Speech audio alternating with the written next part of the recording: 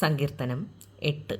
ഞങ്ങളുടെ കർത്താവായ യഹോവേ, നിന്റെ നാമം ഭൂമിയിലൊക്കെയും എത്ര ശ്രേഷ്ഠമായിരിക്കുന്നു. നീ ആകാശത്തിൽ നിന്റെ തേജസ് വച്ചിരിക്കുന്നു. നിന്റെ വൈരികൾ നിമിത്തം ശത്രുവിനെയും പകയനെയും മിണ്ടാതാക്കുവാൻ തന്നെ നീ ശിശുക്കളുടെയും മുലകുടിക്കുന്നവരുടെയും വായിൽ നിന്ന് ബലം നിയമിച്ചിരിക്കുന്നു. നിന്റെ വിരലുകളുടെ പണിയായ ആകാശത്തെയും നീ ഉണ്ടാക്കിയ ചന്ദ്രനെയും നക്ഷത്രങ്ങളെയും നോക്കുമ്പോൾ മർത്യനെ നീ ഓർക്കേണ്ടതിന് അവൻ എന്ത്? മനുഷ്യപുത്രനെ സന്ദർശിക്കേണ്ടതിന് അവൻ എന്തുമാത്രം? നീ അവനെ ദൈവത്തെക്കാൾ അല്പം മാത്രം താഴ്ത്തി തേജസ്സും ബഹുമാനവും അവനെ അണിയിച്ചിരിക്കുന്നു. നിന്റെ കൈകളുടെ പ്രവൃത്തികൾക്ക് നീ അവനെ അധിപതിയാക്കി സകലത്തെയും അവൻ്റെ കാൽ കീഴെയാക്കിയിരിക്കുന്നു. ആടുകളെയും കാളകളെയും എല്ലാം, കാട്ടിലെ മൃഗങ്ങളെയൊക്കെയും, ആകാശത്തിലെ പക്ഷികളെയും, സമുദ്രത്തിലെ മത്സ്യങ്ങളെയും, സമുദ്രമാർഗങ്ങളിൽ സഞ്ചരിക്കുന്ന സകലത്തെയും തന്നെ.